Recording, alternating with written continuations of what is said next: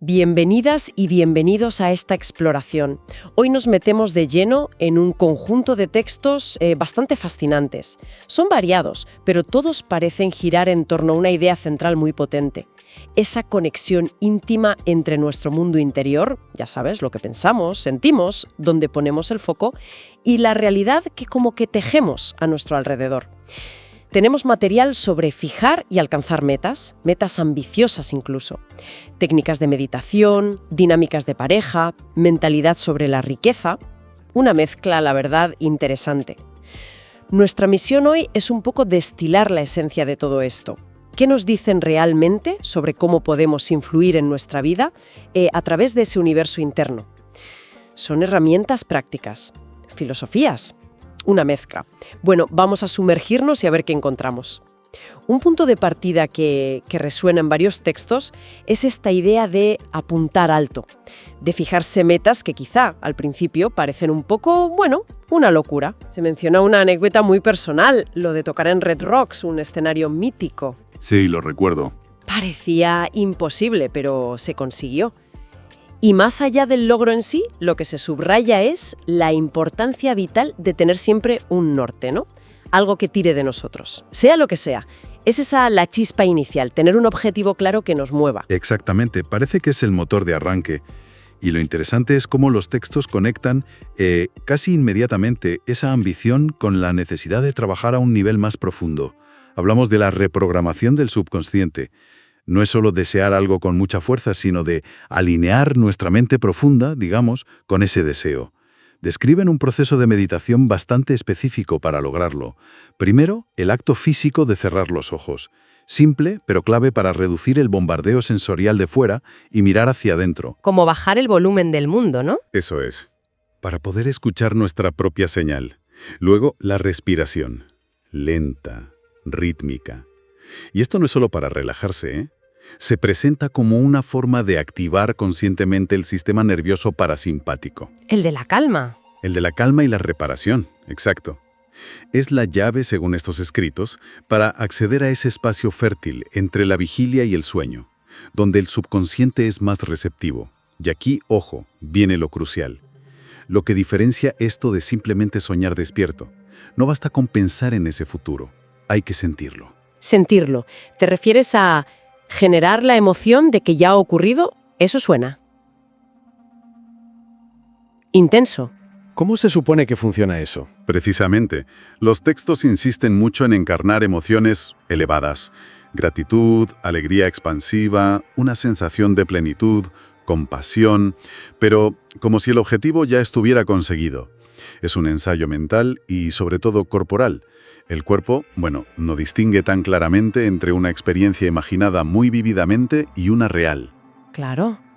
Al generar esas emociones consistentemente, estamos en teoría enviando nuevas señales químicas, neuronales, que le dicen al cuerpo, oye, esta es nuestra nueva realidad. Estamos como entrenando al cuerpo para que viva en ese futuro ahora. Ahora. Pero, y esto es un gran pero que remarcan, la constancia es la clave.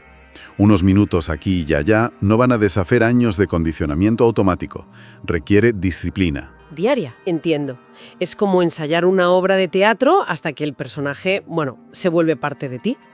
Y mencionaste la gratitud como una de esas emociones clave. Los textos parece que le dan mucho peso. ¿Por qué la gratitud específicamente? ¿Qué la hace tan especial en este contexto? Pues mira, la gratitud se presenta como una herramienta con muchas facetas. Por un lado, actúa como un interruptor de perspectiva casi instantáneo. En lugar de enfocarte en lo que te falta, te obliga a reconocer lo que ya tienes. Esto, según los escritos, combate directamente los patrones de pensamiento negativos, el estrés crónico, que nos mantienen anclados en la supervivencia. Por otro lado, al sentir gratitud genuina, estamos generando una química interna asociada a la recepción, a la abundancia. Es como decirle al universo o a nuestro propio subconsciente, gracias por esto, estoy abierto a recibir más. La simple pregunta diaria, ¿de qué puedo sentirme agradecido hoy, por pequeño que sea? Se propone como un ejercicio fundamental para cultivar esta mentalidad. Tiene sentido, sí. Cambiar el foco cambia la química interna. Y esa mentalidad parece esencial para abordar otro gran tema de los textos, las creencias limitantes. Hay un ejemplo muy potente, el de una madre soltera que luchaba económicamente. A pesar de sus esfuerzos, no salía adelante. ¿Cómo descubrió que el problema era interno? Fue a través de un proceso de introspección profunda, facilitado por la meditación, según se describe. Empezó a observar sus pensamientos y sentimientos recurrentes sobre el dinero, sobre el merecimiento. Se dio cuenta de que, muy en el fondo, operaba una creencia arraigada en su infancia, la idea de que ella no era suficiente o no merecía tener éxito y abundancia. Vaya, Esta creencia actuaba como un programa invisible que saboteaba sus intentos conscientes de prosperar. Quizás rechazaba oportunidades sin darse cuenta, o no negociaba su valor como debía. claro, de forma inconsciente. Exacto. Y esto ilustra una idea central que recorre todos los materiales. Nuestras creencias más profundas no son ideas abstractas, moldean activamente nuestra percepción y, por ende, nuestras acciones y los resultados. Esto es particularmente visible como señalan en las relaciones. Si alguien alberga la creencia subyacente de «no soy digno de amor», es probable que, sin darse cuenta, atraiga parejas que no le valoren, O que cree dinámicas donde esa creencia se confirma. una y otra vez. Por eso se insiste tanto en el trabajo interno. Sanar heridas pasadas, construir una autoestima sólida, cultivar el amor propio, un sentido de merecimiento incondicional. Es la base sobre la que, sugieren, se construye todo lo demás. Es un planteamiento fuerte, sí. La realidad externa como espejo de las creencias internas. Esto nos lleva directas a otro concepto clave, el poder del enfoque. Hay una frase muy directa en uno de los textos: tu enfoque determina lo que notas, tus acciones crean tu vida. Es casi una llamada a la responsabilidad, radical. Totalmente. Los textos plantean una pregunta directa. ¿Dónde eliges poner tu atención la mayor parte del tiempo? ¿En lo que te falta? ¿En tus miedos? ¿En los problemas? ¿O en las posibilidades? ¿En la abundancia, aunque sea pequeña al principio? ¿En el amor? ¿En las soluciones? Argumentan que aquello en lo que nos enfocamos se expande en nuestra conciencia. O sea que si te enfocas en la falta, Ves falta por todas partes. Si te enfocas en oportunidades, empiezas a detectarlas.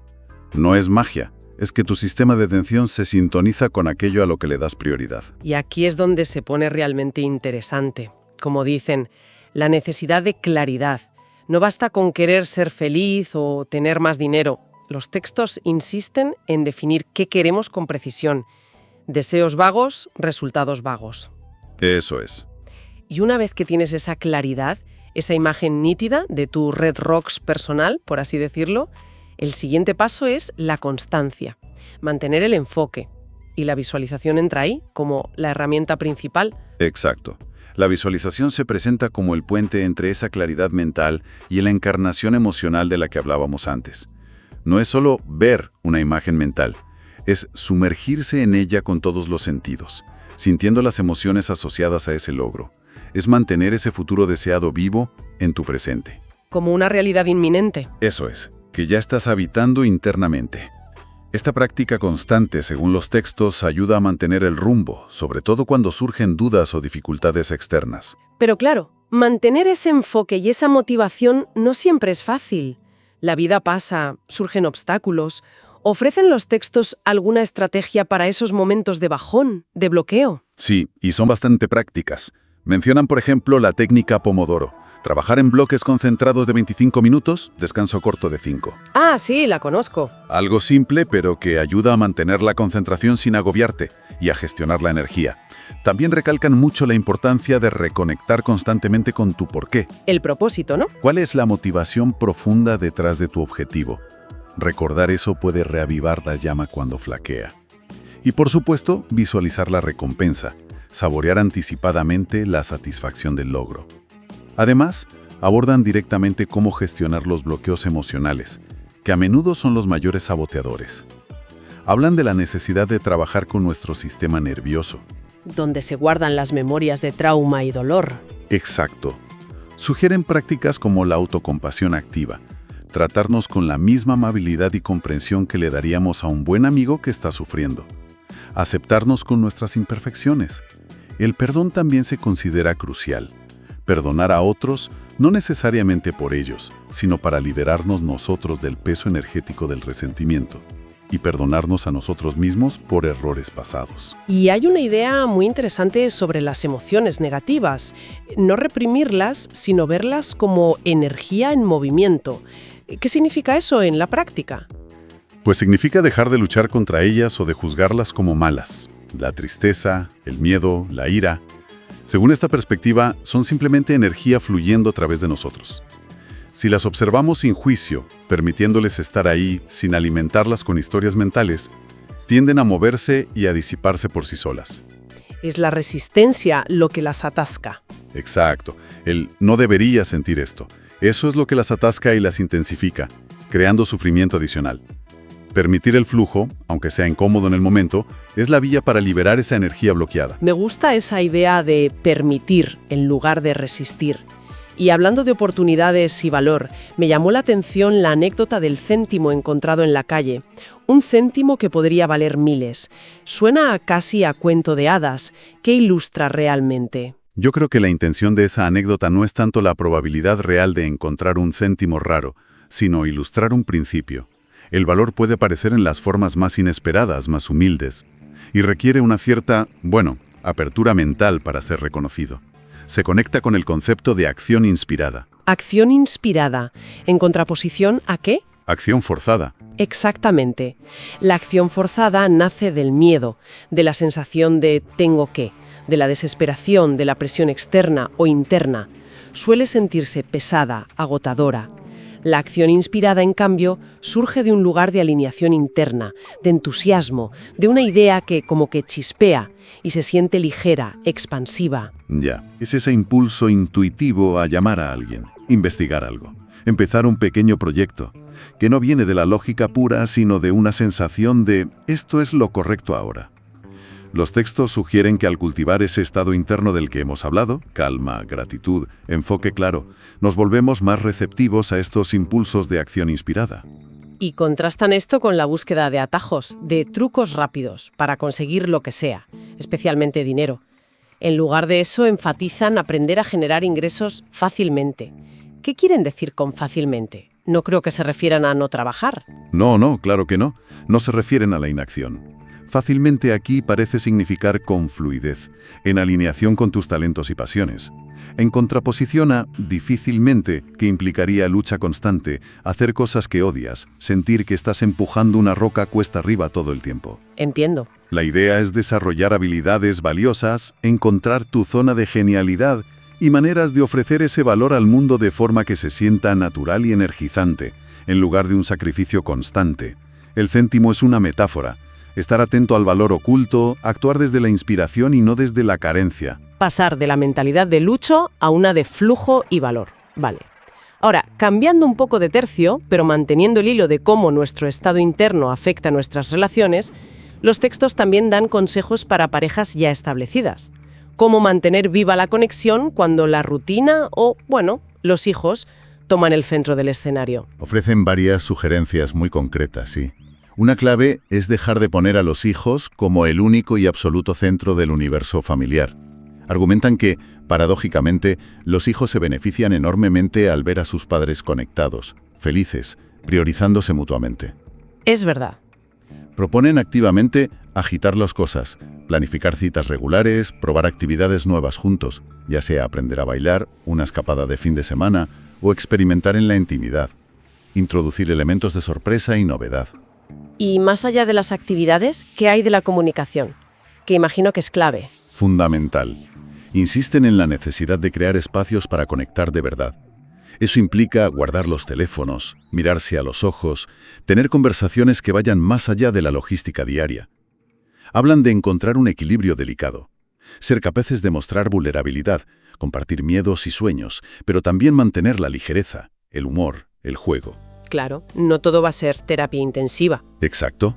También es reír juntos, coquetear, recordar por qué se eligieron. Es un mantenimiento activo de la relación, como decías. Ese mantenimiento activo suena crucial. Y volviendo a la idea de atraer relaciones sanas desde el inicio, se vuelve a la autoestima. La analogía de la corona. ¿Puedes desarrollarla un poco? Me llamó la atención. La analogía de la corona es una imagen poderosa, sí. Representa el sentido de valor propio y poder personal. Llevar tu corona significa reconocer tu valía intrínseca, no necesitar la validación externa para sentirte completa o completo. Implica establecer estándares claros sobre cómo esperas y mereces ser tratado en una relación.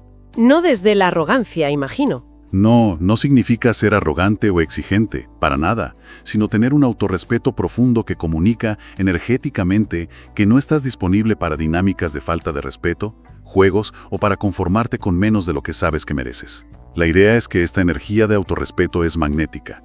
Atrae a personas que vibran en esa misma frecuencia de valoración mutua. No te haces pequeña o pequeño para acabar en la vida de alguien. Mantienes tu estatura real, digamos. Indican como masculina. ¿Qué puntos destacan ahí? Con cuidado de no generalizar, claro. Sí, es importante enmarcarlo como una perspectiva presentada en los textos, no como una verdad universal ni mucho menos. Lo que sugieren es que, desde este punto de vista, los hombres se sienten particularmente inspirados y motivados a comprometerse, a luchar por una mujer que encarna ciertas cualidades. Mencionan que les atrae a una mujer que representa un desafío positivo. Ojo, no que sea difícil o conflictiva, sino que tenga su propia vida, sus pasiones, sus estándares, que les haga sentir que ganan en la vida al estar con ella. Que les inspire a ser mejores. Eso es, que les inspire a ser mejores versiones de sí mismos, y que posea un valor percibido como único e irreemplazable. Su confianza, su energía, su esencia, hacen una distinción muy clara entre inspirar a un hombre desde ese lugar de autovaloración y presionarlo o intentar controlarlo, lo cual, dicen, tiene justo el efecto contrario. La clave reside, según esta visión, en la energía y la confianza que proyecta la mujer. Interesante distinción entre inspirar y presionar. Y ya casi para ir cerrando, hay una mención curiosa en los textos sobre personas que, al envejecer, encuentran una profunda felicidad en la soledad o en vivir más para sí mismas. ¿Cómo encaja esto en el panorama general? Pues parece encajar como una reafirmación de la conexión con uno mismo como fuente primordial de bienestar. Tras años quizá dedicados a la familia, la carrera, responsabilidades compartidas, algunas personas redescubren el placer de la autonomía, la libertad de seguir sus propios ritmos, sus intereses, de disfrutar de las pequeñas cosas sin tener que negociar o rendir cuentas constantemente. No como algo triste, entonces. No se presenta como algo triste o solitario en absoluto, sino como una etapa de reconexión con la propia esencia, de autodescubrimiento y paz interior. Podría verse como la culminación de ese trabajo de autoestima y autoconocimiento del que hemos estado hablando. Encontrar la plenitud dentro de uno mismo, independientemente de las circunstancias externas o las relaciones. Bien, pues hemos cubierto mucho terreno, desde la fijación de metas y el poder de la mente subconsciente, pasando por el enfoque, la gestión emocional, la acción inspirada, hasta las complejidades de las relaciones y el valor del autorrespeto. El hilo conductor parece ser esta propuesta, audaz, de que nuestro paisaje interior es el verdadero arquitecto de nuestra experiencia vital. Entonces, resumiendo, ¿cuáles serían las pepitas de oro? Las claves más importantes que estos textos nos invitan a considerar. Si tuviéramos que destilarlo, varias ideas resuenan con fuerza. Primero, la enorme influencia de nuestro enfoque consciente. Donde ponemos la atención determina en gran medida nuestra percepción y experiencia. Eso está claro. Segundo, la importancia crítica de la regulación emocional activa. No se trata de no sentir, sino de aprender a gestionar nuestras emociones con herramientas como la gratitud, la autocompasión, el perdón. Verlas como información y energía. Sí. Tercero, la posibilidad real, aunque exigente, de reprogramar creencias limitantes subconscientes. Esas que a menudo dirigen el espectáculo sin que lo sepamos, a través de prácticas como la meditación enfocada y la encarnación de nuevas emociones. Cuarto, el poder de la acción inspirada que surge de la alineación interna, en contraste con el esfuerzo forzado que nace del miedo o la obligación. Y finalmente, como base de todo, la necesidad de cultivar un sólido sentido de autoestima y valor propio. Esa corona invisible que define cómo nos relacionamos con nosotros mismos y con el mundo. En esencia, los textos nos invitan a asumir una mayor responsabilidad sobre nuestro estado interno, viéndolo no como una consecuencia de la vida, sino como la causa fundamental. La presencia y la elección consciente en cada momento son las herramientas maestras. Es un planteamiento que invita a la reflexión, sin duda. Y para dejar a quien nos escucha con algo en qué pensar, una pregunta que emerge de todo esto. Si aceptamos, aunque sea como experimento mental, que tenemos esta capacidad de moldear nuestra realidad desde dentro, tal como sugieren estos materiales, ¿qué microcambio, casi invisible, podríamos introducir hoy mismo en nuestro enfoque habitual o en nuestro diálogo interno? Quizás elegir conscientemente la gratitud 3 veces al día, o cuestionar una creencia limitante cada vez que aparezca.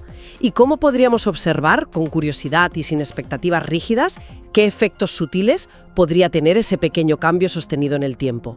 Algo sobre lo que meditar.